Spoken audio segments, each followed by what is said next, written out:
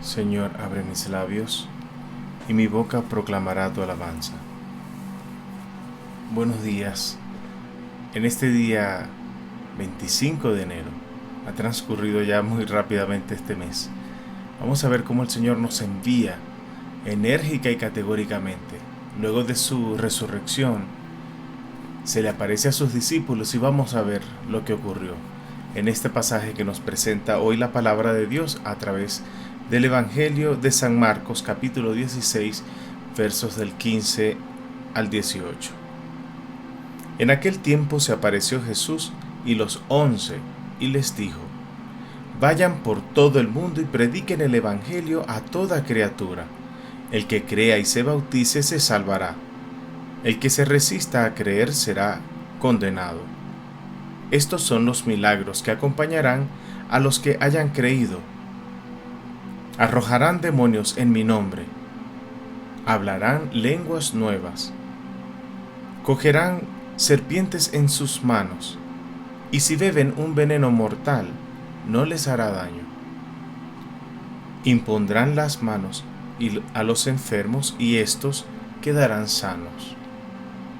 Palabra del Señor. Bien, hemos dicho que Jesús ya había resucitado y en esta ocasión se le aparece a sus discípulos con este mandamiento que es un envío, este mandato de enviar a su equipo de 11. Recuerden que ya uno de ellos había claudicado, ¿verdad?, al traicionarlo, y además sabemos que por la tradición que luego se quitó la vida, eran ya solamente 11. Estos 11, sin contar a las mujeres que eran más bien, estaban en torno también a este equipo y seguro las ayudaban, pero recordemos que la cultura de ese momento era completamente patriarcal. Entonces este equipo de 11, sin contar a las mujeres entre las que María tenía un lugar muy importante, reciben el mandato misionero de ir a todas partes para que se rompieran ya las murallas de una fe y una salvación que aparentemente estaban destinadas a los judíos, no solo a los judíos, sino a la gente de Israel. Ya sabemos que este era el pueblo elegido y como tal parecía ser el único que tenía la promesa, pero Jesús vino a universalizar este mensaje y esta oportunidad, de tal manera que en lo que llamamos la economía de la salvación, Jesús viene precisamente a complementar lo que ya sabía el hombre, ¿verdad?, que podía salvarse y que después de la muerte vendría la vida eterna, vendría la vida después de esa muerte, una vida mucho más plena, pero que necesitabas algo que Jesús vino a aportarnos para poder acceder a ella, y era el bautismo.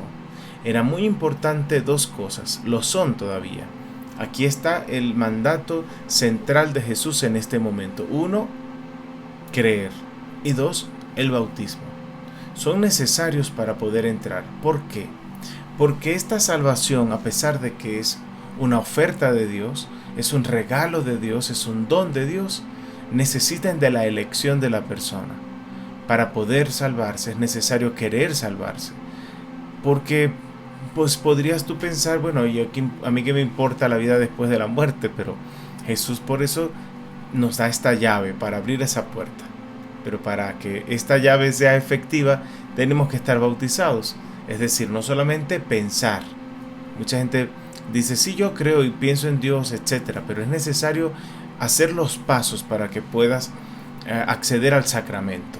El sacramento del bautismo entonces se pone aquí como ese requisito fundamental para que el alma sellada por la gracia sea reconocida después de la muerte.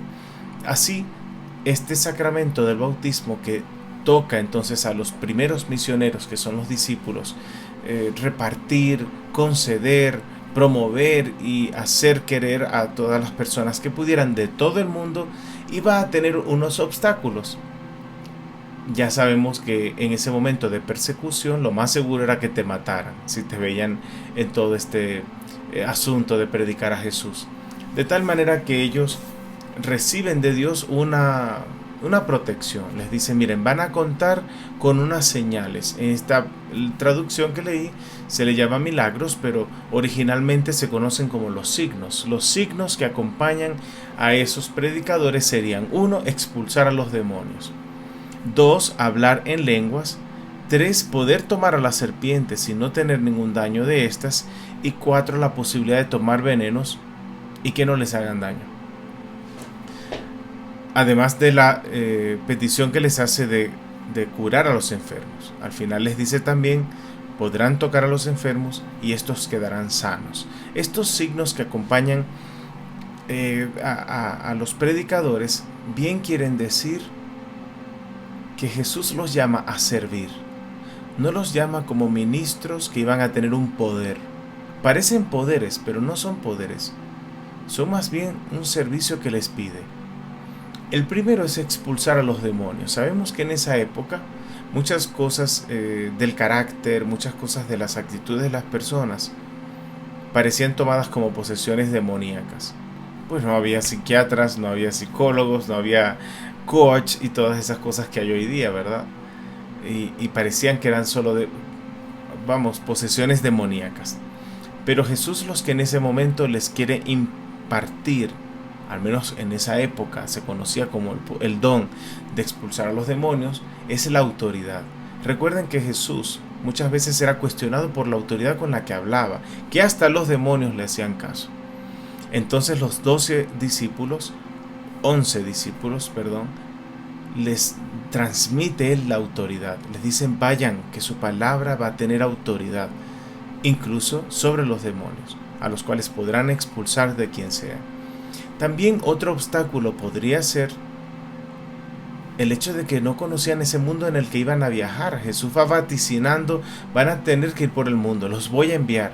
Pero ellos, ¿qué van a saber comunicarse si no hablaban más que hebreo, lo que cada uno hablara, ¿verdad? Entonces les está diciendo acá: van a comprender a las personas. 2, van a poder comunicarse con esas personas. Y 3, van a poder unir las voluntades gracias a esa comprensión.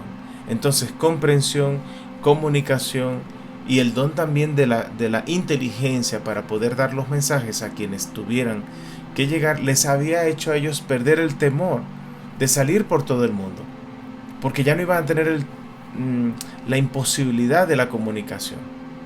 El tercero entonces es el poder de tomar las serpientes. Las serpientes siempre han sido tomadas como la tentación. En la palabra de Dios es una señal, un signo de tentación. Además de que sabemos bien que es una señal de peligro. Esta entonces no los iba a matar, los iban a poder tomar y estas no les harían daño. A mí me parece que es una señal también de las bombas que los demás le tiran a los apóstoles. Ya no le iban a afectar lo que dijeran los demás, las calumnias, los injurios, los perjurios. Ya no le iban a hacer daño a las personas que creyeran. Cuando tú crees, no importa lo que te digan los demás, las serpientes, las culebras que te rodeen, ¿qué importa lo que opinen? Si estás en la verdad, eso no te va a hacer ningún daño. También tenemos la señal de poder tomar veneno y que éste no les haga daño. El veneno mayor que podía haber era la misma persecución que generaba enemistad, chismes, de todo tipo. Eso tampoco les dañaría a los apóstoles. Es decir, el Señor le está inspirando la valentía para ir a anunciar sin ningún temor a Él, para anunciarlo a Él, sin temor de que los envenenaran incluso, porque recuerden que uno de los castigos para los que eran perseguidos, atrapados, torturados, para que pudieran contar quiénes también eran discípulos, era la amenaza de envenenarlos. Y Jesús le dice: vayan y no tengan miedo. No es que el veneno no vaya a hacer efecto, pero recuerden que para Jesús el cuerpo no es lo fundamental. Esto es muy delicado porque les está diciendo: vayan, aunque se tomen el veneno y se mueran, lo importante es que su alma va a ir al lugar correcto. Porque Jesús está muy claro: esta vida es un instante, la que Él quiere preservar es la eterna. ¿De qué te sirve cuidar el cuerpo y la vida de este instante si no vas a tener la eterna? Con esto ellos estaban conquistando la vida eterna. Y quinto, el poder curar a los enfermos. Recuerden que en esa época el enfermo era un impuro. Al enfermo nadie se le podía acercar. Tenía que dar ofrendas para luego de su purificación agradecer por la purificación. Y Jesús está promoviendo la liberación de eso. Vayan a tocar a los enfermos para que se curen. El consuelo que necesitaban esas personas iba a ser sanador. La nueva vida, el evangelio, el acompañamiento. Hoy también estamos llamados a eso, a no pensar solo que el enfermo es alguien de quien nos tenemos que alejar. El enfermo nos necesita y tenemos que acercarnos de alguna u otra forma. Y ese es el don que el Señor nos está prometiendo. Una vida sana en la eternidad. Una vida plena al lado del Creador en la eternidad.